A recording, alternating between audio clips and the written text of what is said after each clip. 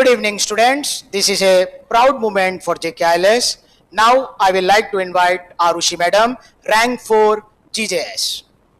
Please, Madam, please come on stage. Now, I will ask Miss Priyanka Madam to felicitate Arushi Madam. Priyanka Ma'am, kindly felicitate.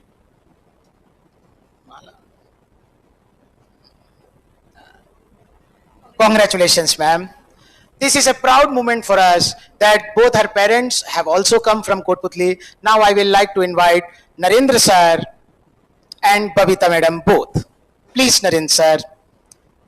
माता पिता के लिए इससे गर्व की कोई बात ही नहीं होती कि उनके बच्चे सफल हों. Congratulations to you sir. Congratulations.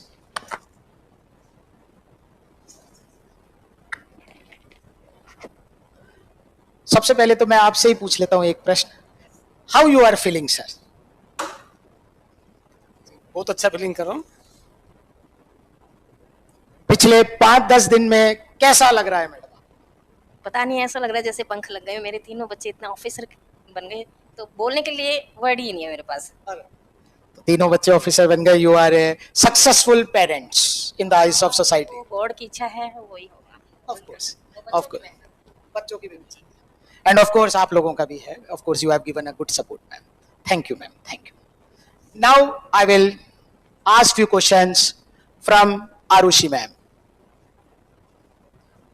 Arushi ma'am, tell us something about your judicial journey ma'am. मैंने अपना कॉलेज बनारस हिंदू यूनिवर्सिटी से 2022 में कंप्लीट किया था. उसके बाद मैंने अपना एलएलएम परस्यू किया था एनएलयू दिल्ली से 2023 में कंप्लीट किया था. उसके बाद मैंने जुडिशरी करने का सोचा और क्योंकि गुजरात का मुझे एग्जाम देना था उसके लिए गुजराती लैंग्वेज बहुत कंपलसरी होती है तो मैंने प्रियंका मैडम को ज्वाइन किया. मैं जेके सर को थैंक यू बोलना चाहूँगी क्योंकि उन्होंने एक प्लेटफॉर्म प्रोवाइड किया जिससे कि मुझे प्रियंका मैडम मिल सकी. तो उन्हीं की वजह से मेरा गुजराती का जो प्री एग्जाम है वो क्वालिफाई हो सका. थोड़ा सा गुजराती का आपका एक्सपीरियंस कैसा रहा उसके बारे में बताइएगा. क्योंकि मैं राजस्थान से हूँ, मेरा गुजराती कोई बैकग्राउंड नहीं है तो मैम ने मुझे स्टार्टिंग से एकदम जैसा जब मैंने स्टार्ट किया था तो उन्होंने अल्फ़ाबेट से शुरू किया था. हमने अल्फ़ाबेट से शुरू किया, हमने रीडिंग शुरू करी, रीडिंग स्टार्ट करी और धीरे धीरे हम इतना एलिजिबल हो सके कि हमने प्री एग्जाम क्वालिफाई किया. गुजरात जुडिशरी में अगर आप देखेंगे तो लॉ का एग्जाम कंपैरेटिवली थोड़ा इजी होता है बट गुजराती क्रैक करना इज़ अ टफ जॉब. तो अगर आप उसको क्लियर कर लेते हैं तो आपका गुजरात एग्जाम निकलने में काफ़ी चांसेस बढ़ जाते हैं और वो मेरा सिर्फ और सिर्फ प्रियंका मैडम की वजह से ही पॉसिबल हो पाया. Priyanka madam has been an apple of eye for JKILS. I'm very thankful. And of course, there are a lot of students who have appreciated the hard work which Priyanka madam has done in the field of Gujarati. And not only in field of Gujarati, but also taking mains exams, model test papers. And of course, she was a guiding force. She was there at the center also. And in the interview also, she has done a fabulous work. On behalf of JKILS, I thank Priyanka ma'am. One question which I would like to ask ma'am कि law का तो सभी paper clear कर लेते हैं. How much hours did you dedicate for Gujarati and what was the specific strategy you followed? So actually there are no fixed hours which we should put in because जब exam होता है तो हम लोग को पूरा टाइम देना होता है, फिर हमें आवर्स नहीं सोचने होते हैं. बट जैसे कि हमारे गुजराती प्री एग्जाम में हुआ था, हमारा एग्जाम एक बार पोस्टपोन भी हुआ था. उस टाइम में हम नहीं किसी से भी एक्सपेक्ट कर सकते हैं कि हमें पूरी पढ़ाई करनी होगी, हमें पूरा देना होगा अपने आवर्स.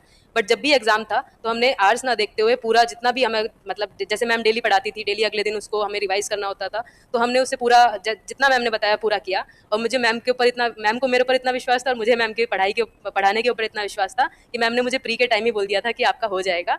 और उसके अलावा गुजराती जो सब्जेक्ट है वो प्री में ही मोस्टली हमें काम आती है बट वो एक फर्स्ट स्टेज होती है. अगर आप उसे नहीं क्लियर कर पाएंगे तो फिर आगे नहीं बढ़ पाएंगे. इसलिए Gujarati is the most important subject in the Gujarat judiciary. तो आपको उसके लिए किसी से अच्छी गाइडेंस लेनी चाहिए ताकि आप उसे अच्छे से क्लियर कर सकें. इंटरव्यू में भी आपसे गुजराती रिलेटेड कुछ पूछा था? जी सर, गुजरात में मेंस में नहीं बट इंटरव्यू में हमें वो कुछ भी पूछ सकते हैं. तो जैसे मुझसे उन्होंने पूछा था कि क्या आप रीड कर सकते हैं और ट्रांसलेट कर सकते हैं, क्योंकि मुझे पहले से ही आता था, वो मैंने प्री के टाइम ही इतना अच्छे से कर लिया था कि मैंने उन्हें हाँ बोला और उन्होंने एक न्यूज़पेपर दिया, मैंने उसे रीड किया, ट्रांसलेट किया, जिसको सुनकर उन्हें विश्वास हो गया था कि मुझे गुजराती पढ़नी लिखनी आती है. जो मेंस होता है मैडम, मेंस एग्जाम लॉ का, उसमें आपकी क्या स्ट्रेटजी थी? सर मेंस में उसमें लॉ ही होता है. अगर आपने किसी भी स्टेट के लिए अगर प्रिपेयर किया है, लॉ आपका अच्छे से तैयार है तो आप गुजरात का भी फॉर श्योर अटेम्प्ट कर सकते हैं. गुजरात में प्रीवियस ईयर क्वेश्चंस पे काफ़ी ध्यान दिया जाता है, तो मेरी स्ट्रेटेजी थी कि मैंने सबसे पहले लास्ट जितने भी ईयर के मुझे एटलीस्ट 10 ईयर्स के पेपर्स मिल रहे थे, मैंने उसको सबको निकाला, सब्जेक्ट वाइज उनके जो भी क्वेश्चंस थे उनको अपने जगह एक जगह लिखा, उसके बाद मैंने उनको बहुत अच्छे से प्रिपेयर किया। उसके बाद सब कहते हैं कि केस लॉज याद करना थोड़ा डिफिकल्ट होता है, बट अगर आप एक बार देख लें कि आपको सिर्फ 150-200 क्वेश्चंस के आसपास ही याद करने हैं, तो एक बार के लिए आप अपने नोट्स में उन्हें केस लॉज को लिख दें। लैंडमार्क आपको हर जगह अवेलेबल हो जाते हैं। रिसेंट के लिए आप कोई 1 या 2 सोर्स ले सकते हैं। अगर आप जैसे अच्छी जगह से कोचिंग कर रहे हैं तो वो आपको खुद से प्रोवाइड कर देंगे, बट अगर जैसे रिसेंट केस लॉज आप एक बार कहीं से लिख दें और उनको याद कर लें, तो फॉर श्योर आपको एग्जाम में उसको एग्जामिनर को उसको देखकर अच्छा ही लगता है, आपके पॉजिटिव इंप्रेशन ही जाएगा उससे आपके। मैं बस आखिरी क्वेश्चन पूछूंगा, फिर प्रियंका मैम आप गुजराती के बारे में और पूछिएगा। मैं ये पूछना चाहता हूँ कि जो लोग आरजेएस की तैयारी करते हैं राजस्थान की या अन्य स्टेट की, वो जब गुजरात की तरफ आते हैं तो you think it is a good strategy, it is a easy exam और it is a crackable exam? क्या मैसेज देना चाहेंगे आप लोग? फर्स्ट ऑफ ऑल, अगर आपने सोचा है कि आपको जज बनना है तो आपके लिए स्टेट कोई बाउंड्री नहीं होनी चाहिए। तो अगर जैसे मेरे एक टाइम में मैंने ये नहीं सोचा था मुझे कौन से स्टेट का बनना है, क्योंकि मैंने सिर्फ 12th तक राजस्थान में रही थी, उसके बाद मैं यूपी चली गई थी, फिर मैंने दिल्ली में स्टे किया 2-3 साल। तो उसके बाद मुझे ऐसा था कि मुझे सिर्फ जज बनना है। और जो हमारा टाइम है वो आप सब जानते हैं कि जैसे कि 3 ईयर रूल की वजह से एग्जाम्स नहीं आ रहे हैं, पोस्टपोन हो रहे हैं, प्रीपोन हो रहे हैं। तो इसकी वजह से हमें, अगर हम एक स्टेट को अपना रिस्ट्रिक्शन, हमें अपने आप को रिस्ट्रिक्ट कर लेंगे एक स्टेट पे, तो फिर हमारे लिए काफ़ी डिफिकल्ट सिचुएशन हो जाएगी। जैसे कि मैंने 2023 में एलएलएम कंप्लीट किया था, उसके बाद से देखा जाए तो कोई स्टेट के एग्जाम नहीं आ रहे थे। मेरे पास राजस्थान का एक ऑप्शन था जो कि अभी आया था, और एक लास्ट जो 3 ईयर रूल से पहले था वो गुजरात का था। तो उसके मैंने इसीलिए चूज़ किया कि मुझे जज बनना मेरे लिए ज़्यादा इंपॉर्टेंट है, ना कि कोई पर्टिकुलर स्टेट का जज बनना।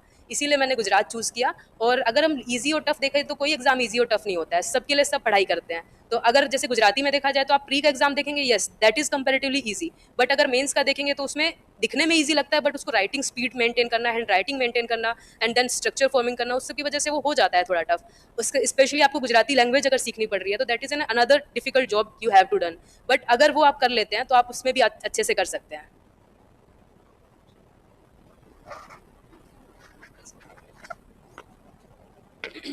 Thank you, JK sir. Thank you, JKILS. And thank you, Arushi. Score hold किया आपने, अच्छा स्कोर किया, तो 4th रैंक आई है आपकी। And very very congratulations to father and mother, Babita ji and Narendra ji, और आपको भी वेरी वेरी कॉन्ग्रेचुलेशंस।